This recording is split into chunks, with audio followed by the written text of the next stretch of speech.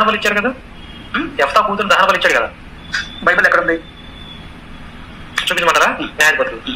న్యాయాధిపతుల్లో 11వ అధ్యాయం 30వ వచనం చెప్పండి. ఇక్కడ బలి ఇవ్వలేదా? నేను ఇచ్చినట్లేదు. మొక్కుబడి చూపని చేశాడు కదా, ఆయనే మొక్కున్నాడు. నేను అందుకే నాకు 2 విషయాలు ఉన్నాయని చెప్పి. 2 ఉన్నాయి. యెహోవాకు ప్రతిష్ఠ చేస్తాను మరియు దహన బలిగా దాన్ని అర్పించేదను. మరియు ఏదైనా ఎంచుకోవచ్చు. మరియు అన్నాడు, లేదా అనలేదు. లేదు మీరు సరే, ఈ యోక్తా కుమార్తె దహన బలి అయిందా లేదంటే సరే అన్కంప్లీట్ గా లాస్ట్ వదిలేశారు. సరే, కొంతమంది ఏమో ఇటు అనుకుంటారు, కొంతమంది అటు అనుకుంటారు. సరే, వాస్తవం చెప్పాలంటే నేను కూడా దహన బలి ఇచ్చాడు అనేది కరెక్ట్ చేశాను కూడాను. సరే, నేను ఇక్కడ చెప్పదలుచుకుంది ఏంటంటే, దేవుడు ఈ మాట మీద మనిషి మా దేవునికి మాట ఇచ్చినప్పుడు మనిషి నెరవేరుస్తాడా లేదా అన్నటువంటి ఒక ఎగ్జామ్ ఇక్కడ. అంటే అబ్రహాం దగ్గర కూడా అదే జరిగింది కదండి అనేది ఈ ప్రశ్న. అబ్రహాం దగ్గర ఇక్కడ రావాలి కదా. చాలామంది చాలా ప్రశ్నలు అడిగారండి. అందులో ఈరోజు కేవలం ఒక 2 ప్రశ్నలు మాత్రమే తీసుకోవడం జరిగింది. ఎక్కువ నాస్తికులు, క్రీస్తు విరోధులు అడుగుతున్న ప్రశ్నలని సెలెక్ట్ చేసుకోవడం జరిగింది కాబట్టి మిగతా క్వశ్చన్స్ కూడా ఉన్నవి. వీలైతే రేపు ఎల్లుండి ఇంకా సమయం ఉంది కాబట్టి సమయం కుదిరితే వాటి గురించి కూడా వివరణ ఇవ్వగలుగుతాం. మన మధ్యలో కూర్చున్న వారు ఎవరో కానీ ఒక ప్రశ్న అడిగారు. న్యాయాధిపతుల గ్రంథము 11వ అధ్యాయము 30వ వచనం. న్యాయాధిపతుల గ్రంథము 11వ అధ్యాయము 30వ వచనము. అప్పుడు యెఫ్తా యెహోవాకు మొక్కుకొనెను, ఎట్లనగా, నీవు నా చేతికి అమ్మోనీయులను నిశ్చయముగా అప్పగించిన యెడల నేను అమ్మోనీయుల యొద్ద నుండి క్షేమముగా తిరిగి వచ్చినప్పుడు నన్ను ఎదుర్కొనుటకు నా ఇంటి ద్వారము నుండి బయలుదేరి వచ్చునదేదో అది యెహోవాకు ప్రతిష్ఠితమగును, మరియు దహన బలిగా దానిని అర్పించదను. ఈ ప్రశ్న మన మధ్య ఎవరో సహోదరియో లేదా సహోదరుడో అడిగి ఉన్నాడండి. ఇదే ప్రశ్న చాలామంది నాస్తిక హేతువాదులు, క్రీస్తు విరోధులు, క్రీస్తు అంటే పడని వారు కూడా ఈ ప్రశ్న లేవనెత్తారు. మీ అందరికీ తెలుసు, కర్ణకర్ సుగుణ అనే అతను కూడా ఈ ప్రశ్న లేవనెత్తాడు. తెలుసా? ఆయన తన పుస్తకంలో వ్రాస్తూ 15వ చాప్టర్ అండి ఆయన పుస్తకం. ఏంటది? క్రైస్తవ ప్రచారకులు దాచిపెడుతున్న బైబుల్ దేవుడి నిజస్వరూప స్వభావాలు, the real character of Bible God. ఈ పుస్తకంలో 80వ పేజీలో ఆయన రాశాడు. ఈ పుస్తకాలు ఎప్పుడు నాతో ఉంటాయి కాబట్టి ఈ ప్రశ్న రాగానే నేను ఈ పుస్తకాలు కూడా తీసుకోవడం జరిగింది. నేను ఈ పుస్తకాన్ని కూడా ఎందుకు తీసుకొచ్చానంటే దానికి కూడా ఒక కారణం ఉంది. ఆ కారణం కూడా చెప్తాను. ఎందుకంటే సమాధానం చెప్పేటప్పుడు కొంతమంది మనల్ని ప్రశ్నించేటప్పుడు సెల్ఫ్ కౌంటర్లు కూడా వేసుకుంటారు. తెలుసా? సెల్ఫ్ కౌంటర్ అంటే ఒక సందర్భంలో ఒకటి ప్రస్తావిస్తారు, మరో సందర్భం రాగానే దీన్ని మర్చిపోయి దీనికి భిన్నంగా మరలా మాట్లాడుతూ ఉంటారు అన్నమాట. అలా మాట్లాడే వాటిని కూడా మనం గమనించుకుంటూ సమాధానాలు వెతుక్కోవాలి. అందుకే బైబిల్ పక్కన పెట్టి ఎప్పుడు మనం సొంతగా ఆలోచించకూడదు. బైబిల్ చెప్పేది ఏంటో అనేది బైబిల్కి వదిలేస్తే బైబిల్ మనకు కొన్ని వివరణలు ఇస్తుంది. ఆ వివరణలు మనం ఆలోచించినప్పుడు దేవుడు మనకు ఆ ప్రశ్నలకు సమాధానాలను మనం పొందుకోగలుగుతాం. ఆలోచించండి ప్రియమైన వాళ్ళారా, యెఫ్తా తన కూతుర్ని దహన బలిగా అర్పించాడా? క్రైస్తవ్యంలోనే 2 భిన్న వర్గాలు ఉన్నవి. యెఫ్తా తన కూతుర్ని దహన బలిగా అర్పించాడనే వర్గం ఒకటి ఉంది. యెఫ్తా తన కూతుర్ని దహన బలిగా అర్పించలేదనే వర్గం కూడా ఒకటి ఉంది. ఇప్పుడు ఇక్కడ ఇంతమంది కూర్చున్నారు కదా, మీకు నేను ఒక ప్రశ్న వేస్తా. యెఫ్తా తన కూతుర్ని దహన బలిగా ఇచ్చాడని ఎంతమంది నమ్ముతున్నారో చేతులు ఎత్తగలరా? యెఫ్తా ధైర్యంగా ఎత్తండి. అందరం నేర్చుకునే వాళ్ళమే. ఆలోచిస్తే కొన్ని బయటపడుతుంది కొంతమంది నేర్చుకోవడానికి తెలుసుకోవడానికి కొంత లేట్ అవుతుంది అంతే. ఇప్పుడు ప్రస్తుతం మనం ఏమనుకుంటున్నామో మన ఉద్దేశాన్ని తెలపడంలో తప్పైతే ఏం లేదు. నాకు కొన్ని విషయాలు తెలియకపోవచ్చు, మీకు కొన్ని విషయాలు తెలియచ్చు, మీకు తెలియని విషయాలు నాకు తెలియచ్చు. సో నిర్భయంగా చేతులు ఎత్తండి. యెఫ్తా తన కూతుర్ని బలి ఇచ్చాడు అని నమ్మే వాళ్ళు ఎంతమంది ఉన్నారు? ఓకే, 1 2 3 4 5 6 7 ఇటు ఎవరు లేరా? ఓకే, యెఫ్తా తన కూతుర్ని బలి ఇవ్వలేదు అని నమ్మే వాళ్ళు ఎంతమంది?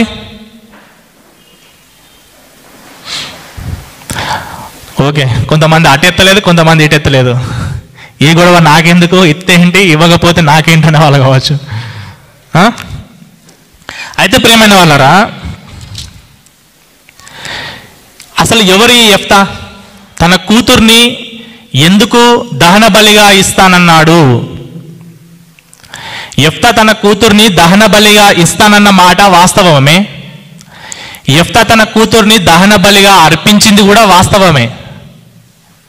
మీకు అర్థమవుతుందా? ఇస్తానన్నది వాస్తవమే, ఇచ్చింది కూడా వాస్తవమే. కానీ ఏ విధంగా ఇచ్చాడు అనేది కావాలి. ఏ విధంగా ఇచ్చాడు అనేది.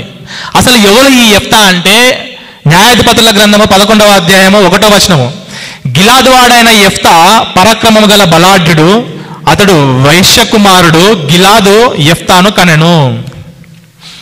గిలాదు వేషతో వెళ్ళినప్పుడు యెఫ్తాను కన్నాడు. ఆ యెఫ్తా గిలాదు యొక్క ఇతర భార్యల పిల్లలతో కూడా పెరుగుతున్నప్పుడు వాళ్ళు ఇతన్ని హేళన చేశారు. నువ్వు వేశ్య కుమారుడము, నువ్వు మా తమ్ముడివి కాదు, నీకేంట్రా ఆస్తిలో పాలివ్వడము, నువ్వు చెడిపోయిన దానికి పుట్టిన వాడవు, నువ్వు అలా ఇలా అని యెఫ్తాని హింసించసాగారన్నమాట. ఈరోజు మన సంఘాల్లో కూడా సాటి సహోదరులను హింసించే వాళ్ళు చాలా మంది ఉంటారు, లేరా? మన సంఘాల్లోనే ఉంటారు, మన సంఘాలకే వస్తూ ఉంటారు. సాటి సహోదరుడి మీద అసూయతో బోధకుడికి ఏదో చెప్పడం, లేదా సహవాసంలో పెద్దలకు ఏదో చెప్పేసి వాడు మా సంస్థలో ఉండకూడదు, మా చుట్టుపక్కల ఎక్కడ కనిపించకూడదు అని పొమ్మనకుండానే పొగలు పెట్టడమో లేకపోతే సూటిపోటి మాటలతోనో ఆ సంఘానికి రాకుండా చేసేవాళ్ళు ఈరోజు మన సమాజంలో కూడా ఉన్నారు. ఇక్కడ ఎవరైనా ఉన్నారో లేదో మిమ్మల్ని మీరు పరీక్షించుకోండి ప్రియమైన వాళ్ళరా.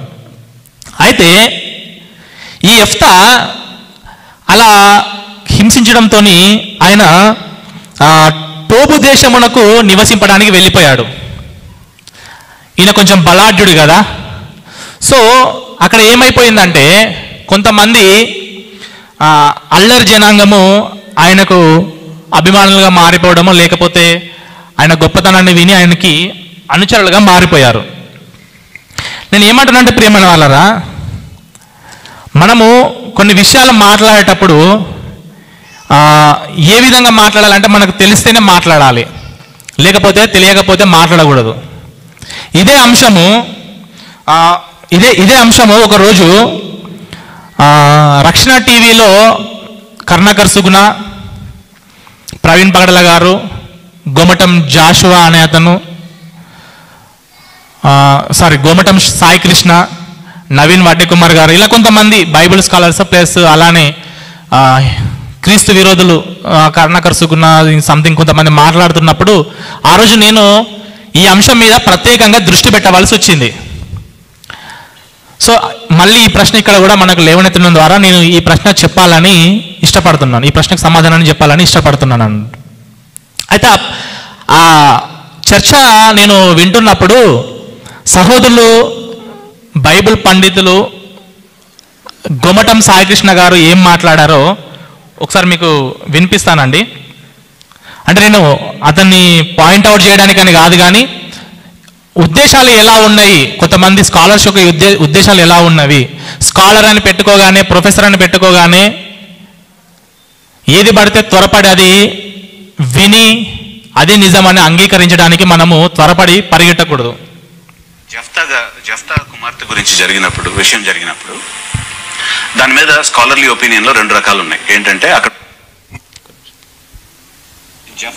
జెఫ్తా కుమార్తె గురించి విషయం జరిగినప్పుడు దాని మీద స్కాలర్లీ ఒపీనియన్లో 2 రకాలు ఉన్నాయి. ఏంటంటే అక్కడ ఉపయోగించినటువంటి హీబ్రూ మాటను బట్టి ఆమె నిజంగా బర్ంట్ ఆఫరింగ్, దహన బలి అర్పించలేదు అనేటువంటి ఒక అభిప్రాయం ఒకటి ఉంది. అయితే నేను క్రిటిక్స్కే కొత్త స్లాక్ వదులుతున్నాను. అంటే ఏంటంటే దహన బలి అర్పించాడు అనే నేను తీసుకుని నేనేం చెప్తున్నానంటే నౌ అది డిస్క్రిప్టివా ప్రిస్క్రిప్టివా అనేటువంటి ప్రశ్న నేను వేస్తాను. ఏంటంటే నిజంగా యెహోవా సమ్మతించినటువంటిదా అది, లేకపోతే యెహోవా ఆమోదించినటువంటిదా, లేకపోతే ఆజ్ఞాపించినటువంటిదా కాదా అనేటువంటి ప్రశ్న మనం అడగాలి. సో ఇప్పుడు న్యాయాధిపతుల గ్రంథం కనుక తీసుకుంటూ వస్తే పదే పదే మెన్షన్ చేసేటువంటి మాట ఏంటంటే, ఎస్పెషల్లీ చిట్ట చివరికి వచ్చేటప్పటికి, ఆ దినములలో ప్రతి ఒక్కడు వానికి ఇష్టం వచ్చినట్టు రీతిగా ప్రవర్తించి చూడను అని మాట ఉంటుంది. అంటే దాన్ని నేను ట్రాన్స్లేట్ చేస్తున్నాను ఇంగ్లీష్ వర్డ్స్కి. Everyone followed what is good in their own eyes అనే మాట ఉంటుంది ఇంగ్లీష్లో. సో ఇది క్లియర్గా ఏం చెప్తుందంటే, దేవుడు ఇచ్చినటువంటి ధర్మశాస్త్రం ప్రకారం వాళ్ళు ఫాలో అవ్వట్లేదు, కానీ వాళ్ళకి ఏది రైట్ అనిపించిందో దాన్ని వాళ్ళు ఫాలో అవుతున్నారు అనేటువంటిది న్యాయాధిపతుల గ్రంథంలో ఉన్నటువంటి సమరీ అది. సో జెఫ్తా ఎక్కడ కూడా దాన్ని సమర్థించినట్లేదు, ఆమోదించినట్టు లేదు. యాక్చువల్గా అబ్రహాంకి చెప్పినట్టుగా జెఫ్తాకి యెహోవా చెప్పను లేదు. ఆ తర్వాత జెఫ్తా యాక్చువల్గా నెగిటివ్ లైట్ లోనే పెట్టడం జరిగింది. ఎందుకంటే అంతమంది దరిద్రపు న్యాయాధిపతుల మధ్యలో యెఫ్తాను కూడా పెట్టడం ఎందుకు జరిగిందంటే, because he is also one of the corrupted judges and he is following not according to the law of God but he is following his own thing అనేటువంటిది మనం చూస్తాం ఖచ్చితంగా. మళ్ళీ యెఫ్తా దగ్గరికి వద్దాం. యాక్చువల్గా ఫస్ట్ మనం అర్థం చేసుకోవాల్సింది ఏంటంటే, దేవుడు నరబలులను ద్వేషిస్తాడు స్పష్టంగా వాక్యం. చూడండి ప్రియమైన వాళ్ళరా, అందుకే నేను ఏమని చెప్పానంటే ప్రారంభంలోనే, ఏ ప్రశ్నకు కానీ మన సొంత తెలివి మన సొంత ఆలోచనలు ఎప్పుడు కానీ అప్లై చేయకూడదు. నేను ఎందుకు ఈ వీడియో మీకు చూపించానంటే, ఈ వీడియో ఆల్రెడీ చాలామంది ప్రజల్లోకి వెళ్ళిపోయింది. ఈ వీడియో చూసిన వాళ్ళలో చాలామంది ఏంటంటే, యెఫ్తా అర్పించిన అర్పణ దేవుడు ఒప్పుకోలేదు, దేవుడు ఆమోదించలేదు, దాన్ని సమర్థించలేదు. యెఫ్తా చెడిపోయిన ప్రవక్తల్లో ఒక్కడని ఈ అన్నగారు చెప్పారు. ఏమని చెప్పాడు? మీరు అందరు విన్నారు కదా. చెడిపోయిన ప్రవక్తల్లో ఒకడంట, ఆయన లైఫ్ నెగిటివ్లో ఉందంట, దేవుడు ఆయన లైఫ్ నెగిటివ్లో ఉందని పక్కన పెట్టాడంట. ఇంకా ఏమన్నాడు? దరిద్రపు న్యాయాధిపతులలో ఈయన ఒకడంట. మీరు ఒప్పుకుంటారా ఇది? దరిద్రపు న్యాయాధిపతులలో ఒకడంట, చెడిపోయిన న్యాయాధిపతులలో ఒకడంట. ఆ రోజు నాకు బాధ అనిపించింది ఈ విషయం. ఇంకా మాట్లాడితే ఏమంటే, అసలు యెఫ్తా ధర్మశాస్త్రాన్ని అనుసరించకుండా ప్రవర్తించేవాడు అని చెప్పాడు. చాలా విచారకరమైన విషయం ఇది. ఎందుకో తెలుసా? యెఫ్తాకి ఉన్న భక్తి ఎవరికి ఉండదు అసలు. అబ్రహాము తన కుమారుని అర్పించడానికి పూనుకున్న తర్వాత దేవుడు అడ్డుకొని ఎలాగైతే తన కుమారుని విడిపించాడో, ఆ తర్వాత తన సంతానాన్ని దేవుడికి అర్పించడానికి కూడా వెనుకడుగు వేయని వాడే యెఫ్తా. ఇచ్చిన మాట మీద నిలబడడానికి. ఆ ఛానల్లో కర్ణకర్సుకున్న పదే పదే అడుగుతూ ఉంటాడు. ఏంటో తెలుసా? అబ్రహాము కుమారుణ్ణి దహన బలిగా అర్పించడానికి తీసుకెళ్ళినప్పుడు మీ దేవుడు మరి దేవతను పంపించి, మీ దేవుడు వచ్చేసి అక్కడ ఒక గొర్రెని చూపించేసి ఆ గొర్రెను దహన బలిగా అర్పించమని ఇస్సాకును కాపాడాడు. ఓకే, పర్లేదు. మరి యెఫ్తా కూడా అది జరిగిన కొన్ని వందల సంవత్సరాల తర్వాత యెఫ్తా కూడా తన కూతుర్ని దహన బలిగా అర్పిస్తాను అని అన్నప్పుడు ఎందుకు దూతను పంపలేదు? ఎందుకు మీ దేవుడు యెఫ్తాతోటి మాట్లాడి వద్దు అని చెప్పలేదు? ఎందుకు చెప్పలేదు? అదే మాట మరలా 11వ అధ్యాయం 38వ వచనాన్ని చదివితే ఆయన అక్కడ ఏమంటది? ఆ 2 నెలలు గడిచిన తర్వాత ఆ 2 నెలల అంతమున ఆమె తన తండ్రి యొద్దకు తిరిగి రాగా అతడు తాను మొక్కుబడి చొప్పున ఆమెకు చేసెను. ఈ లేఖనాన్ని చదివి కర్ణకర్సుకున ఏమంటాడంటే, ఇదిగో యెఫ్తా తన కూతుర్ని నరబలిగా దహన బలి యెహోవాకు ఇచ్చేశాడు అనేది ఆ చర్చ మీరు కావాలంటే చూడండి. ఆ చర్చ ఆశాంతం ఆ కర్ణకర్సుకుని మాట్లాడేది ఏంటంటే, అబ్రహాముకి కనిపించి అక్కడ దహన బలి అర్పించడానికి ఆపిన దేవుడు ఇక్కడ ఎందుకు ఆపలేదని మాట్లాడుతూనే ఉంటాడు. అక్కడ కర్ణకర్సుకునికి ఆన్సర్ రాలేదు. చూడండి ప్రియమైన వాళ్ళరా, చాలామంది ఏమనుకుంటామంటే, ఈరోజు ఈ ప్రశ్న కూడా వచ్చింది కాబట్టి నేను మాట్లాడుతున్నాను. మనం ఫస్ట్ ఆలోచించవలసింది ఏంటంటే, యెఫ్తా మొక్కుకున్న మొక్కుబడి ఏంటి? నా బిడ్డను బలిగా ఇస్తానని మొక్కుకున్నాడా? నా బిడ్డను బలిగా ఇస్తానని మొక్కుకున్నాడా? మొక్కుకోలేదు. ఆయన ఊరికి వెళ్ళేటప్పుడు ఏదైతే ఎదురుగా మొదటిగా వస్తుందో దానినే అర్పిస్తానని అన్నాడు, అంతే కదా. పోనీ యెఫ్తా గారికి భక్తి లేదనుకుందామా? ఆయన సహోదరులు ఆయనను దూషించి హింసించి ఇంటిలో నుండి వెళ్ళిపోయేలాగా చేసిన తర్వాత ఆయన ఏమైనా చెడిపోయాడా? ధర్మశాస్త్రాన్ని మర్చిపోయాడా అని అంటే లేదు లేదు. ఒకసారి ఆలోచించండి. న్యాయాధిపతుల గ్రంథము 11వ అధ్యాయము 9వ వచనం. అందుకు యెఫ్తా, అమ్మోనీయులతో యుద్ధము చేయుటకు మీరు నన్ను గిలాదునకు తిరిగి తీసుకొని పోయిన మీదట యెహోవా వారిని నా చేతికి అప్పగించిన ఎడల నేను మీకు ప్రధానుడనవుదునా? చూడండి, వీళ్ళు వెళ్ళిపోతారు, వీళ్ళ మీదకి ఒక కష్టం, అన్నదమ్ములకు కష్టం రాగానే, గిలాదీలకు కష్టం రాగానే యెఫ్తా గుర్తుకొస్తాడు. యెఫ్తా గుర్తుకు రాగానే నువ్వు మా కోసం వచ్చి యుద్ధం చేయాలి, నువ్వు మా మీద అధిపతిగా ఉండాలి అని అన్నప్పుడు మనము ఫస్ట్ మొదటి వచనం చదివినప్పుడే యెఫ్తా బలాఢ్యుడు అనే ఒక మాట ఉంది. తన బలాన్ని చూసుకొని పదండి అధికారిగా నిల్చోబెట్టుకుంటానన్నారు కాబట్టి ఇదిగో వాళ్ళ మీద జయించి అమ్మోనీల మీద విజయాన్ని సాధించి మీ మీద నేను న్యాయాధిపతిగా నాయకుడిగా ఉంటానని యెఫ్తా కాలర్ ఎగిరేసుకొని ముందుకు రాలేదు. అక్కడ యెహోవా మాట ప్రస్తావించాడు. యెహోవా నా చేతికి అప్పగిస్తే, నా బలం కాదు, నా గొప్పతనం కాదు, యెహోవా నాకు అమ్మోనీయులను అప్పగిస్తే నేను మీ మీద ప్రధానుడనవుతాను అనే మాట మాట్లాడాడంటే యెఫ్తా చెడిపోయినవాడా? చెప్పండి. యెఫ్తా దరిద్రపు ప్రవక్తల్లో న్యాయాధిపతులలో ఒకడా? యెఫ్తాకి ధర్మశాస్త్రం గుర్తుకు లేదా? అందుకే ప్రియమైన వాళ్ళారా, ఒక ప్రశ్నకు సమాధానాన్ని మనము కనుగొనాలని ముందుకు పరిశోధనలు చేస్తున్నప్పుడు బైబిల్ని క్లియర్గా చదువుకోవాలి. అదే యెఫ్తా మొక్కుబడి చెల్లించుకున్నాడు, నేను గెలిస్తే దహన బలి అర్పిస్తాను అని. ఈ దహన బలి గురించి ధర్మశాస్త్రంలో లేదా? మరి ఎలా చెడిపోయిన ప్రవక్త అవుతాడు? సో ప్రియమైన వాళ్ళారా, ఇక్కడ నిలబడి ఎవరైనా కానీ, పెద్ద పెద్ద ప్రొఫెసర్లు అయినా స్కాలర్స్ అయినా ఎవరు నిలబడ్డా ఏది చెప్పినా త్వరపడి నమ్మకూడదు. ఎంత గొప్ప పండితుడైనా కానీ కూడా అబద్ధాలు చెప్తాడు. ఇది మీ జీవితంలో ఎప్పటికీ గుర్తుపెట్టుకోవాల్సిన సత్యం. బైబిల్ని అందుకే పరిశీలన చేసుకోవాలి మనం. అయితే ప్రియమైన వాళ్ళారా, అసలు దేవుడు ఈ మొక్కుబడిని అంగీకరించాడా అంటే ఖచ్చితంగా అంగీకరించాడు. అంగీకరించాడు కాబట్టే యెఫ్తా దగ్గరికి, అబ్రహాము దగ్గరికి వచ్చినట్టుగా రాలేదు. ఈ విషయం కూడా నేను చివర్లో చెప్తాను. అబ్రహాము దగ్గరికి ఎందుకు వచ్చాడు, యెఫ్తా దగ్గరికి ఎందుకు రాలేదన్న విషయాన్ని కూడా నేను మీకు క్లియర్గా చెప్తాను. ఒక విషయాన్ని మనము ఆలోచించాలి. ఒకవేళ దేవుడు ఆయన అర్పణను అంగీకరించకపోతే యెఫ్తా నువ్వు చేసిన మొక్కుబడి తప్పు అని గద్దించాలి. కానీ గద్దించలేదు. ఎందుకు గద్దించలేదంటే ఆ మొక్కుబడి దేవుడికి కూడా ఇష్టమే.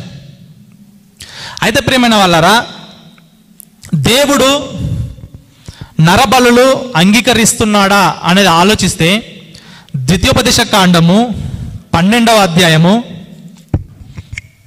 31వ వచనము. తమ దేవతలకు వారు చేసినట్లు నీవు నీ దేవుడైన యెహోవాను గూర్చి చేయవలదు. ఏలయనగా యెహోవా ద్వేషించు ప్రతి హేయక్రియను వారు తమ దేవతలకు చేసిరి. వారు తమ దేవతల పేరిట తమ కుమారులను తమ కుమార్తెలను అగ్నిహోత్రములో కాల్చివేయుదురు గదా. నేను మీకు ఆజ్ఞాపించుచున్న ప్రతి మాటను అనుసరించి చేయవలను. దానిలో నీవు ఏమీయూ కలపకూడదు, దానిలో నుండి ఏమీయూ తీసివేయకూడదు. చూడండి ప్రియమైన వాళ్ళారా, దేవుడే చెప్తున్నాడు, దహన బలిగా మీ కుమార్తెలను కుమారులుగా మీరు అర్పించకూడదు అని. మరి యెఫ్తా అర్పించాడా? ఇలాంటి సంఘటనలు ఎన్నో తీసుకొని ఈరోజు క్రైస్తవులను గలిబిలి చేసి అల్ప విశ్వాసము కలిగి ఉన్న వారిని తమ వెంట ఈడ్చుకొని పోతూ ఉన్నారు నాస్తిక హేతువాద మతోన్మాదులు, క్రీస్తు అంటే పడనివారు. సో మనం చాలా క్లుప్తంగా ఈ విషయాన్ని ఆలోచించాలి. ఈ సందర్భమే కాకుండా మరలా 18వ అధ్యాయము, ద్వితీయోపదేశ కాండము 18వ అధ్యాయము 10-12 వచనాలు కూడా, తన కుమారునినైనను తన కుమార్తెనైనను అగ్నిగుండము దాటించు వాణినైనను శకునము చెప్పు సోదెగానినైనను, ఇంకా కిందికి వస్తే దయ్యముల యొద్ద విచారణ చేయు వాణినైనను మీ మధ్య ఉండనీయకూడదు. మరి యెఫ్తాని వారి మధ్య ఉండనివ్వకూడదు కదా, దహన బలిగా అర్పిస్తే వెళ్ళగొట్టాలి. దేవుడు చెప్తున్నాడు, దహన బలి నాకు ఇష్టము ఉండదు. ఏంటిది? మనుషులను దహన బలిగా ఇవ్వడము నాకు ఇష్టం ఉండదు అని చెప్తున్నాడు. అలాంటి వారు మీ సమాజంలో ఉండకుండా వారిని తీసివేయాలి అని అన్నాడు దేవుడు. ఇలాంటి సందర్భాలు మరి భక్తులు ఎవరైనా చేశారా అని మనం ఆలోచిస్తే, రాజులకు రాసిన 2వ గ్రంథము 16వ అధ్యాయము ఇక్కడ దేవుడు ఏమని మాట్లాడుతున్నాడో మరొకసారి క్లుప్తంగా పరిశీలిద్దాం. 16వ అధ్యాయము 2-3. ఆహాజు ఏలనారంభించినప్పుడు 20 ఏండ్ల వాడ యెరూషలేమునందు 16 సంవత్సరములు ఏలెను. అతడు తన పితరుడగు దావీదు తన దేవుడైన యెహోవా దృష్టికి నీతిగా ప్రవర్తించినట్లు, తన పితరుడగు దావీదు తన దేవుడైన యెహోవా దృష్టికి నీతిగా ప్రవర్తించినట్లు అతడు ప్రవర్తింపక ఇజ్రాయేలు రాజులు ప్రవర్తించినట్లు ప్రవర్తించెను. ఏ విధంగా? అతడు ఇజ్రాయేలీల ముందర నిలవకుండా యెహోవా వెళ్ళగొట్టిన జనులు చేసిన హేయమైన క్రియలు చేయుచు తన కుమారుని అగ్నిగుండమును దాటించెను. దావీదు, పితరుడైన దావీదు చేసినట్టు ఎవరు చేయలేదు? ఆహాజు చేయలేదు అని చెప్తున్నాడు. ఈ ఆహాజు ఏం చేశాడు? తన కుమారుణ్ణి దహన బలిగా అగ్నిగుండాన్ని దాటించాడు. ఇంకా ఎవరైనా చేశారని మనం ఆలోచించినట్లయితే ఇదే అధ్యాయము 2వ రాజులు 17వ అధ్యాయము 2వ వచనం, అతడు తన పూర్వీకులైన ఇజ్రాయేలు రాజులు చెడుతనము చేసినంత మట్టుకు చేయకపోయినను యెహోవా దృష్టికి చెడుతనమే జరిగించెను అంటూ మరలా 17వ వచనం, మరియు తన కుమారులను కుమార్తెలను అగ్నిగుండమును దాటించి శకునమును చిల్లంగితనమును వాడుక చేసుకొని యెహోవా దృష్టికి చెడుతనము చేయుటకై తమ్మును తాము అమ్ముకొని ఆయనకు కోపము పుట్టించిరి. ఆహాజు తన కుమారులను దహన బలిగా అర్పిస్తే దేవుడికి కోపం పుట్టించినప్పుడు మరి యెఫ్తా ఆ విధంగా చేస్తే దేవుడికి కోపం పుట్టదా? అందుకే ఇక్కడ ఆలోచించాలి. దహన బలిగా అర్పించాడు అనంటే దహన బలికి కావలసిన క్వాలిఫికేషన్, అర్హతలు ఏంటివి? దహన బలి విషయంలో దేవుడు ఏ విధంగా వివరించాడు? ఎందుకంటే పొరపాటున కూడా యెఫ్తా లాగున జరగబోయేది ఏదో తెలియకుండా వాగ్దానం చేసేసి ఆ వాగ్దానం మీద నిలబడడానికి ఏదైనా వదులుకునే నిజమైన భక్తులు ఉంటారు కాబట్టి వారిని ప్రమాదంలో పడనివ్వకుండా, తనను నమ్ముకున్న వారిని అన్యాయం చేయకుండా ఉండడానికి మన దేవుడు భవిష్యత్తు ఎరిగిన వాడు కాబట్టి యెఫ్తా ఈ విధంగా చేస్తాడు అని తెలుసు కాబట్టి ధర్మశాస్త్రాన్ని రాయిస్తున్నప్పుడే దేవుడు మోషే ద్వారా కొన్ని షరతులను పెట్టించాడు. కొన్ని షరతులను ముందుగానే గ్రహించాడు తన భక్తులు. ఎందుకంటే ఒక యెఫ్తా లాంటి భక్తుడు, ఒక అబ్రహాం లాంటి భక్తుడు, ఒక పౌలు లాంటి భక్తుడు, ఒక మరియ లాంటి భక్తురాలు, ఇలా ఒక ఎలిజబెత్ లాంటి భక్తురాలు, ఒక సునేమీరా లాంటి భక్తురాలు, కొంతమంది ఎవరొకరు పుడతారు కాబట్టి వారికి ఇబ్బంది కలగకుండా ఉండడానికి దేవుడు ముందే ఆలోచించి ధర్మశాస్త్రాన్ని రాయించాడు, లేఖనాలు ఎన్నో రాయించాడు. ప్రియమైన వాళ్ళారా, అయితే బలులు ఎన్ని రకాలుగా ఉన్నాయని మనం ఆలోచిస్తే సంఖ్యాకాండము 6వ అధ్యాయము 12వ వచనము, మరియు తాను ప్రత్యేకముగా ఉండు దినములను మరలా యెహోవాకు తను ప్రత్యేకించుకొని అపరాధ పరిహారార్థ బలి 1 అలానే 14వ వచనము, అదే అధ్యాయము 14వ వచనము. అప్పుడు అతడు దహన బలిగాను నిర్దోషమైన ఏడాది మగ పిల్లను, మగ గొర్రె పిల్లను, ఇక్కడ ఏం కనబడుతుంది? దహన బలి. మరలా పాప పరిహారార్థ బలిగాను, మూడవది పాప పరిహారార్థ బలిగాను, 4వది సమాధాన బలిగాను. అంటే బైబిల్లో ఎన్ని బలులు ఉన్నాయండి? 4 బలులు ఉన్నాయి. అపరాధ పరిహారార్థ బలి, సమాధాన బలి, దహన బలి, పాప పరిహారార్థ బలి. 4 బలులు ఉన్నాయి. ఈ 4 బలులకి ఒకటే నియమం లేదు. ఒక్కొక్క బలికి ఒక్కొక్క నియమం ఉన్నది. ఆ నియమాన్ని అనుసరించాలి, లేకపోతే అది చెల్లదు. దేవుడు దాన్ని అంగీకరించాడు ప్రియమైన వాళ్ళరా. అయితే ఇప్పుడు యెఫ్తా గారు తన కూతుర్ని దహన బలిగా అర్పించాడా అనేది ఆలోచిస్తే గనక, దేవుడు ఒకవేళ ఇలా భవిష్యత్తును ఎరగకుండా మొక్కుబడి చేసుకున్న వాళ్ళను కానీ పొరపాటున మొక్కుకున్న వారి గురించి కొన్ని విషయాలు ఆయన రాయించాడు. సంఖ్యాకాండము 18వ అధ్యాయము 15వ వచనం. మనుష్యులలోనిదేమి జంతువులలోనిదేమి వారు యెహోవాకు అర్పించు సమస్త ప్రాణులలోని ప్రతి తొలిచూలు నీదగును. అయితే మనుష్యుని తొలిచూలి పిల్లను వెల ఇచ్చి విడిపింపవలెను. ఏమిచ్చి విడిపింపాలి? వెల ఇచ్చి విడిపింపవలెను. అపవిత్ర జంతువుల తొలిచూలు పిల్లను వెల ఇచ్చి విడిపింపవలెను. విడిపింపవలసిన వాటిని పుట్టిన నెల నాటికి నీవు ఏర్పరచిన వెల చొప్పున పరిశుద్ధ మందిరం యొక్క తలపు పరిణామమును బట్టి 5 తులముల వెండినిచ్చి వాటిని విడిపింపవలెను. అంటే ఇప్పుడు ఇక్కడ యెఫ్తా గారి కుమార్తె వెల ఇచ్చి విడిపించుకోవాలి అనే వాక్యాన్ని మనం చదివాము, అవునా కదా? వెల ఇచ్చి విడిపించుకోవాలని వాక్యాన్ని మనం చదివాము. ఇంకా ఇలాంటివి చాలా సందర్భాలు ఉన్నాయండి. 17వ వచనంలో, అయితే ఆవు యొక్కయో తొలిచూలుని, గొర్రె యొక్కయో తొలిచూలుని, మేక యొక్కయో తొలిచూలుని విడిపింపకూడదు, అవి ప్రతిష్ఠితమైనవి, వాటి రక్తము నీవు బలిపీఠం మీద ప్రోక్షించి యెహోవాకు ఇంపైన సువాస కలుగునట్లు వాటి క్రొవ్వును దహింపవలను గాని వాటి మాంసము నీదగును. ఆవులలో కానీ గొర్రెలో కానీ మేకల్లో కానీ విడిపింపకూడదు, మనుష్యులది మాత్రమే విడిపింపవలను. అలానే నిర్గమకాండము 13వ అధ్యాయము 2వ వచనంలో కూడా మోషే ప్రజలతో ఇట్లనెను, మీరు గృహమైన ఐగుప్తు నుండి బయలుదేరి వచ్చిన దినము జ్ఞాపకము చేసుకునుడి. యెహోవా తన బాహుబలము చేత దానిలో నుండి మిమ్మల్ని బయటకు రప్పించెను.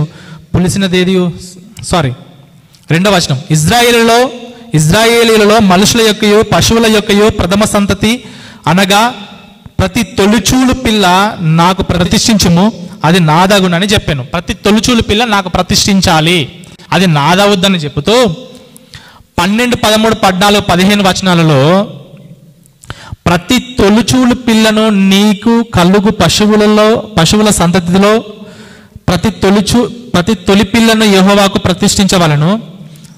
దానిలో మగ సంతానము యెహోవాదగును. ప్రతి గాడిద తొలి పిల్లను వెల ఇచ్చి విడిపించి దాని మారుగా గొర్రె పిల్లను ప్రతిష్ఠింపవలను. అలానే ఇంక కిందికి వస్తే, నీ కుమారులలో తొలిచూలు అయిన ప్రతి మగవాడిని వెల ఇచ్చి విడిపింపవలను. మొత్తం కింది వరకు చదువుకుంటే విడిపించాలి మనుషులను అనేది మనకి ఇక్కడ లేఖనం తెలియజేస్తుంది. సరే, విడిపించాలని చెప్పినా కానీ కూడా వాళ్ళు ఒప్పుకోరు. ఇలాంటి లేఖనాలు చూపించినా వాళ్ళు ఒప్పుకోకుండా మొండికేస్తూ ఉంటారు. అబ్రహాముకు దర్శనం ఇచ్చిన దేవుడు యెఫ్తాకి ఎందుకు దర్శనం ఇవ్వలేదని మరలా మొదటికి తిరిగేస్తూ ఉంటారు.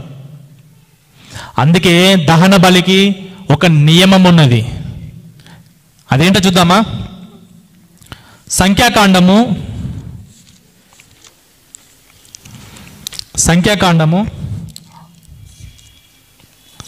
6వ అధ్యాయము 14వ వచనం. ఇక్కడ ఏముంది? అప్పుడు అతడు దహన బలిగాను నిర్దోషమైన ఏడాది, ఏంటిది?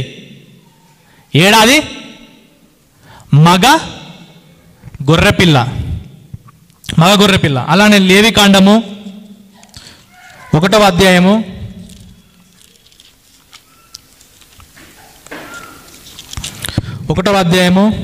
3వ వచనం. అతడు దహన బలి రూపముగా అర్పించినది గోవులలోనిదైన ఎడల నిర్దోషమైన మగదానిని తీసుకొని రావలను. తాను యెహోవా సన్నిధిని అంగీకరింపబడినట్లు ప్రత్యక్షపు గుడారము యొక్క ద్వారమునకు దానిని తీసుకొని రావలను. అలానే 10వ వచనం. దహన బలిగా అతడు అర్పించున్నది గొర్రెల యొక్క గాని మేకల యొక్క గాని మందలోనిదైన ఎడల అతడు నిర్దోషమైన మగదాని తీసుకొని వచ్చి, దహన బలిగా తీసుకొని రావాలంటే 3. ఆవులలో అయితే మగది, నిర్దోషమైన మగది. గొర్రెలో కానీ మేకలలో కానీ నిర్దోషమైన మగవి మాత్రమే. అందులో కూడా ఆడవి పనిచేయవు. గోవులలో, గొర్రెలలో, మేకలలో ఆడవి పనిచేయవు. ఈ 3 పనిచేస్తవి. ఈ 3 తప్ప వేటిని దహన బలిగా అర్పించడానికి వీల్లేదు. అలాంటప్పుడు యెఫ్తా తన కూతుర్ని బలి అర్పించడానికి ముందుకు వచ్చిన ధర్మశాస్త్రం దాన్ని ఒప్పుకోదు. ఈ మాత్రం ధర్మశాస్త్రం ఆయనకు తెలియదా? యెఫ్తా గారికి ఈ మాత్రం ధర్మశాస్త్రం మనమే. ఆఫ్టర్ ఆల్ నాకే వచ్చింది ఈ ఆలోచన. అంత గొప్ప భక్తుడైన యెఫ్తా గారికి ఈ ఆలోచన రాదా? చెప్పండి ప్రియమైన వాళ్ళారా, రాదా? అందుకే తన కూతుర్ని పక్కన పెట్టాడు. ఏడాది ఒక గొర్రెపిల్లని, మగ గొర్రెపిల్లని లేదా దూడని లేదా మేకపిల్ల కానీ గొర్రెపిల్లని కానీ ఎంచుకొని తన కూతుర్ని విడిపించి అర్పించాడు. అర్పించి ఏం చేశాడు? మరి మాట మీద నిలబడాలి కదా. ఏమంటున్నాడు ఆయన ఏమంటున్నాడు? ఒక మాట తన కూతురుతో ఏమంటున్నాడు? 11వ అధ్యాయము 35వ వచనం. కాబట్టి అతడు ఆమెను చూసి తన బట్టలను చింపుకొని, అయ్యో నా కుమారి, నీవు నన్ను బహుగా కృంగజేసితివి. నీవు నన్ను తల్లడింపజేయు వారిలో ఒకటివై ఉన్నావు. నేను యెహోవాకు మాట ఇచ్చి ఉన్నాను గనక వెనక తీయలేననగా. అప్పుడు ఆమె ఏమందో తెలుసా? ఆమె, నా తండ్రి, యెహోవాకు మాట ఇచ్చి ఉంటివా? నీ నోటి నుండి బయలుదేరిన మాట చొప్పున నాకు చేయుము. యెహోవా నీ శత్రువులైన అమ్మోనీయుల మీద పగ తీర్చుకొని ఉన్నాడని అతనితో అనెను. ఒకటి తెలుసా? యెఫ్తా ఒక గొప్ప తండ్రి, గొప్ప భక్తుడే కాదు, గొప్ప విశ్వాసే కాదు, ఒక గొప్ప తండ్రి. క్రమశిక్షణలో తన కూతుర్ని, ఉన్న ఏకైక కూతుర్ని క్రమశిక్షణలో పెంచాడు. అదే మనమైతే అల్లారు ముద్దుగా పెంచుతాం, గాలికి వదిలేసినట్టు పెంచేస్తాం. పక్క పిల్లాన్ని కొట్టేస్తే అబ్బా బాగా కొట్టేవరా అని అంటారు. వాళ్ళకి తన్నడం నేర్పిస్తాము, తిట్టడం నేర్పిస్తాము. తిడతా ఉంటే అబ్బా చిట్టి తల్లి ఎంత బుద్ధిగా తిట్టావే, ఇలాంటివి. సినిమాలు చూస్తుంది అనుకోండి, ఎంకరేజ్ చేస్తూ ఉంటాం అన్నమాట. చెలక్తులు వేశారనుకోండి, అబ్బా మా పిల్లాడు ఇప్పుడే ఏం మాట్లాడుతున్నాడు. యెఫ్తా తన కూతురికి చిన్ననాటి నుండి దేవుని భయభక్తిలో పెంచాడు. అలాంటి ఒక దైవభక్తుని పట్టుకొని చెడిపోయిన న్యాయాధిపతి అనడం వాస్తవం సబబేనా? సో ఆయన చేస్తానన్న పని ఏంటో తెలుసా? అప్పటికే ఆయన ధర్మశాస్త్రంలో ఒక మాట చదివాడు. నిర్గమకాండము 38వ అధ్యాయము, నిర్గమకాండము 38వ అధ్యాయము 8వ వచనం. 38:8. అప్పుడు ప్రత్యక్షపు గుడారము యొక్క ద్వారమున సేవింపవచ్చిన సేవకు రాండ్ర అద్దములతో ఇత్తడి గంగాళమును దాని ఇత్తడిని సీరును చేసెను. అంటే దేవుడి కొరకు దేవుడి మందిరంలో ఆడవాళ్ళు సేవకురాండ్రుగా ఉంటారని ఆయన గ్రహించాడు. అలా గ్రహించాడు కాబట్టే తన కూతుర్ని ఎలా అర్పించాడు? సేవకురాలిగా అర్పించాడు. అదే మనమైతే అర్పిస్తామా? అర్పించలేము. టు బి ఫ్రాంక్ చెప్పాలంటే నేనైతే అర్పించేవాడిని కాదు. మీ గురించి నాకు తెలియదు. కానీ ఉన్న ఏకైక కూతుర్ని మంచి బిజినెస్ మ్యాన్కి, మంచి సాఫ్ట్వేర్కి, మంచి ఉద్యోగం ఉన్న వాడికి, ఐఏఎస్ ఐపీఎస్ లాంటి వాడికి ఇచ్చి పెళ్లి చేయాలి. కానీ ఏదో పొరపాటున మొక్కేశాను కాబట్టి ఒక 2 నిమిషాలు లేదా 2 గంటలు మోకరించి ప్రార్థన చేసి క్షమించు ప్రభువా, నోరు జారాను, హృదయపూర్వకంగా అయితే చేసింది కాదు కదా అర్పణ, బలి చేసే బలి హృదయపూర్వకంగా నేను చేసిన బలి కాదు కదా, నోరు జారాను, అనుకోకుండా చేశాను కాబట్టి నన్ను క్షమించు ప్రభువా అని చెప్పేసి మాట వెనక్కి తీసుకొని మంచోడికి ఇచ్చి పెళ్లి చేసేవాడు నేనైతే. అలాంటి వాళ్ళం మనం. కానీ యెఫ్తా అలాంటి వాడు కాదు, అలా చేయలేదు. సేవకురాలిగా అర్పించాడు. వాళ్ళు అడిగే ప్రశ్న ఇంకొకటి ఏంటో తెలుసా? అసలు దహన బలిగా అర్పించకపోతే యెఫ్తా ఎందుకు ఏడ్చాడు? బట్టలు ఎందుకు చింపుకున్నాడు? ఆ అమ్మాయి ఎందుకు ఏడ్చింది? ఎందుకు ఇజ్రాయేలీలు అందరూ ఎందుకు ప్రతి 40వ వచనము, ప్రతి సంవత్సరము ఇజ్రాయేలుల కుమార్తెలు 4 దినములు ఆమె గురించి ప్రలాపించి ప్రసిద్ధి చేస్తారంట. అసలు ఇలా ఎందుకు చేయాలని పదే అడుగుతున్నాడు. ఎందుకు చేస్తారో తెలుసా? ఇజ్రాయేలీలకి సంతాన పిచ్చి బాగుంటుందండి. సంతాన పిచ్చి అధికంగా ఉంటుంది. పిల్లలు పుట్టాలని. పిల్లలు పుట్టకపోతే తమను తాము అసహించుకుంటారు. మీరు షారాని చూడండి, లేకపోతే రాహేల్ని చూడండి, చాలామందిని చూడండి. పిల్లలు పుట్టకపోతే అసహించుకుంటారన్నమాట. లేక పుట్టిన కుమార్తె కదా యెఫ్తాకి. ఇక తనకు పెళ్లి కాదు, తన సంతానము, తన జాతి అంటే తన వంశము అక్కడితోనే ఆగిపోతుంది అని కలత చెందాడు, తట్టుకోలేకపోయాడు. నన్ను చాలా కృంగదీసిన వాళ్ళు నువ్వు ఒక్కదానివని ఎలుగెత్తి ఏడ్చాడు. నా వంశం ఏమైపోతుందో అన్న బాధ ఇజ్రాయేలీలో చాలా మందికి ఉంటుంది. మీరు బైబిల్ మొత్తం చదవండి. వాళ్ళ వంశావళులకు చాలా ఇంపార్టెన్స్ ఇస్తారు. మన కొత్త నిబంధనలో కూడా ఉన్నది. వంశావళుల గురించి కూడా వివాదాలు మీరు పట్టించుకోకూడదని లేఖనాల్లో పౌలు గారు రాశారు. వంశావళుల గురించి మీరు పట్టించుకోకూడదు అని ఉంటుంది. ఎందుకు? వాళ్ళ సంతతి అలా వెళ్ళిపోవాలి అనేది. ఈరోజు మనకేంటంటే కొడుకు పుడితే కొడుకు ద్వారా వంశావళి చూసుకుంటాము. కానీ ఇజ్రాయేలులకు అలా కాదు, బిడ్డ ద్వారా కూడా వంశావళి చూసుకుంటారు వాళ్ళు. అంత పిచ్చి అన్నమాట వాళ్ళకి. ఆ పిచ్చితో యెఫ్తా గారు కూడా నా సంతానం ఇక్కడ ఆగిపోతుందని కృంగిపోయాడు. మరెందుకు ఆ యెఫ్తా కూతురు ఎందుకు అంత బాధపడిందంటే, భక్తి గల కూతురు కదా, భక్తిలో పెంచాడు కదా. తను కూడా ఏమనుకుందంటే, నేను కూడా ఒక భక్తుని పెళ్లి చేసుకొని పిల్లాడు పుడితే అబ్రహాము లాగా పెంచాలి, ఒక ఇస్సాకు లాగా పెంచాలి, ఒక మోషే లాగా పెంచాలి, ఒక అహరోను లాగా పెంచాలి, ఒక హేబేలు లాగా పెంచాలి అనే ఆలోచన తన మదిలో ఉండొచ్చు. తన తండ్రి నేర్పిన పాటలను బట్టి, తన మదిలో ఉండొచ్చు అది. అందుకే తను బాధ చెందింది. కన్యత్వంలో అంటే పెళ్లి కాకుండా కన్యగా నిలవాలి అంటే చాలా కష్టమైన పని అండి. ఎందుకంటే శరీరం సహకరించదు. కామ కోరికలు పుట్టుకుంటా వస్తూ ఉంటాయి. అందమైన పురుషుడు కనపడితే మనసు పారేసుకునే పరిస్థితి వస్తుంది. మనమే ఎన్నో విషయాల్లో నిలబడలేకపోయిన వాళ్ళము. ఇంత వాక్యం మన చేతుల్లో ఉన్నా, ఇంత గొప్ప వాక్యం మన చేతుల్లో ఉన్నా, ఇది చదువుతూ ఇలా చేయకూడదు, అలా చేయకూడదు అని మనం ఎంతో నేర్చుకున్నా మనము త్రొట్టిల్లుతున్నాము. కానీ ఆ రోజుల్లో వాళ్ళ దగ్గర బైబిల్ లేదు. కానీ మనం త్రొట్టిల్లట్లేదా? ఆలోచించండి ప్రియమైన వాళ్ళ. కన్యగా నిలబడాలి అని అంటే చాలా కష్టమైన పని. అందుకే ఆమె కొండ మీదకి వెళ్ళి ఎన్ని నెలలు చేసింది? 2 నెలలు. 39వ వచనం. 2 నెలలు అక్కడికి వెళ్ళి ప్రలాపించి దేవుడికి మొర్ర పెట్టుకుంది. నా జీవితంలో నేను ఆలయంలో కూర్చొని సేవ చేస్తున్నప్పుడు అందమైన పురుషులు నా కళ్ళ ముందుకు రావచ్చు. ఎందుకంటే హెబ్రీలు చాలా అందంగా ఉంటారు. నా కళ్ళ ముందుకు అందమైన పురుషులు రావచ్చు. నేను వాళ్ళలో పడవచ్చు, లేకపోతే వారైనా నన్ను ఆకర్షించవచ్చు.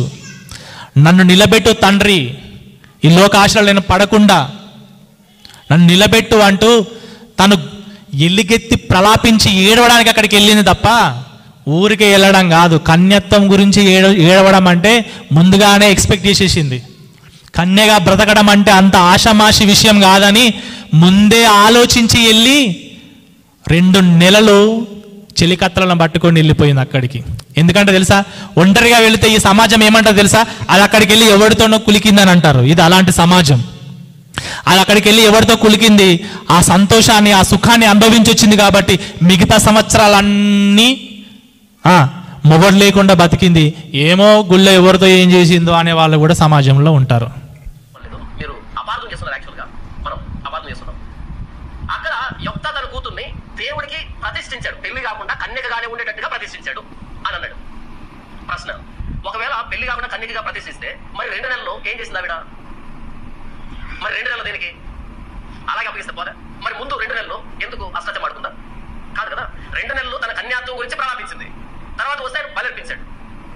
కాదంట. 2 నెలల తర్వాత వచ్చిన తర్వాత ఈవెన్ని కన్యకగా దేవుని సేవకు అప్పగించాడు. అక్కడ లేదు కదా, అక్కడ ఉండదు. సమయాల గ్రంథంలో ఉన్న దీని గురించే. ఓకే, దాన్ని ఒప్పుకుందాం ఆర్గ్యుమెంట్ కోసం. ఒకవేళ యొప్తా తన కూతుర్ని బలిగా అర్పించి ఉంటే ఈ కార్యక్రమం అంతా 30 నిమిషాలు అయిపోయి ఉంటుంది.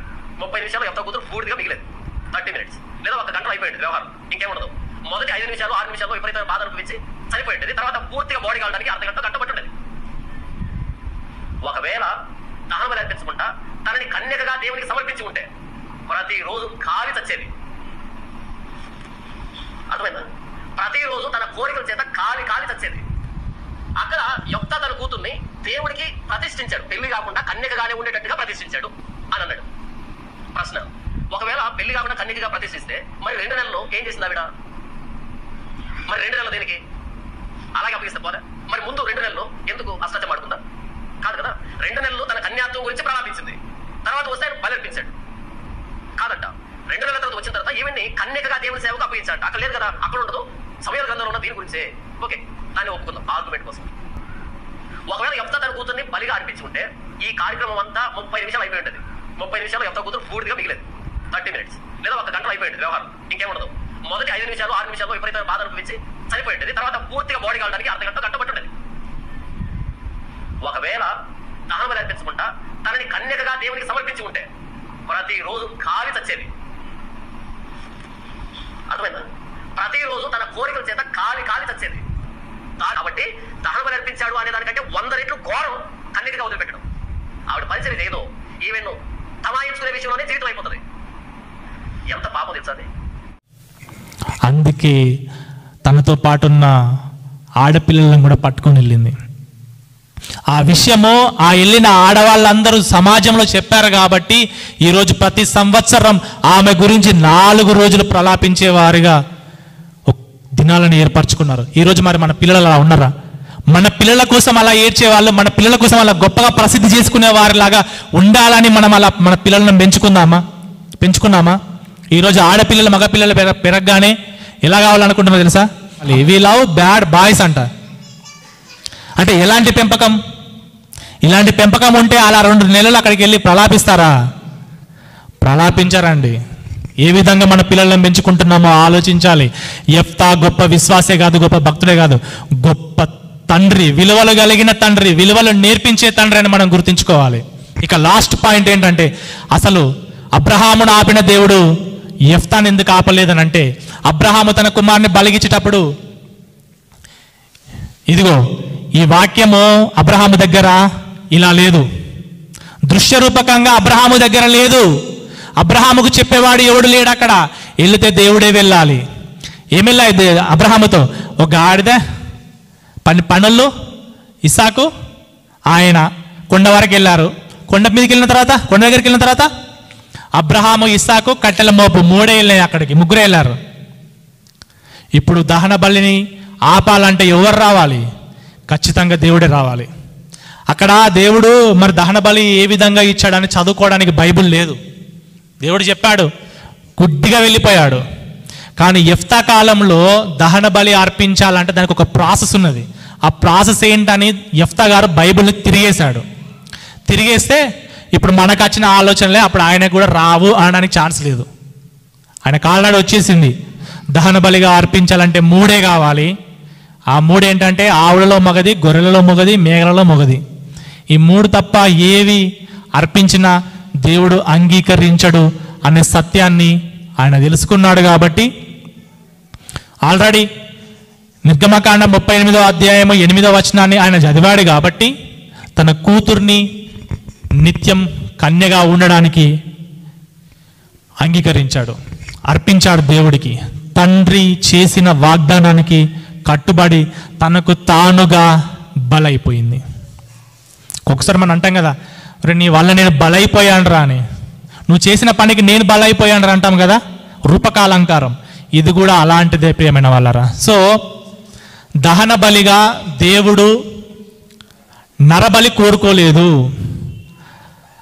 తన యొక్క జీవితాన్ని తీసుకున్నాడు, తనను సేవకురాలిగా స్వీకరించాడు, తన కన్యత్వాన్ని దేవునికి అర్పించుకుంది, తన బిడ్డ యొక్క కన్యత్వాన్ని దేవుడికి అర్పించాడు ఆయన. అందుకే చిరస్థాయిగా పెళ్లి కాకుండా దేవాలయంలోనే ఉంటూ దేవుడికి పరిచారం చేసుకుంటా బతికిన గొప్ప భక్తురాలు యెఫ్తా కూతురు, గొప్ప భక్తుడు యెఫ్తా. సో ప్రియమైన వాళ్ళారా, మీ అందరికి అర్థమై ఉంటుంది యెఫ్తా తన కూతుర్ని నరబలిగా అర్పించలేదని. ఇక ప్రియమైన వాళ్ళారా, 2వ క్వశ్చన్కి మనం వెళ్దాము. త్వరగా ముగించుకుంటాను నేను. 2వ క్వశ్చన్ కూడా ఏంటంటే, ఇంకోటి ఏంటంటే, ఈ కర్ణాకర్ సుగుణ సెల్ఫ్ కౌంటర్ ఒకటి అన్నాను కదా, ఆ సెల్ఫ్ కౌంటర్ ఏంటో కాదు, తన బుక్లోనే ఉంది. కనీసం మరి ఆయన రాసేటప్పుడు అదైనా గుర్తుకొచ్చి ఉండాలి. 12వ పాఠము ధర్మశాస్త్రోపదేశాలని రాశాడు. 4 బలుల గురించి రాశాడు ఆయన. 4 బలుల గురించి రాశాడు. ఆ మొదటి బలిలోనే ఉన్నది 3 అర్పించాలని.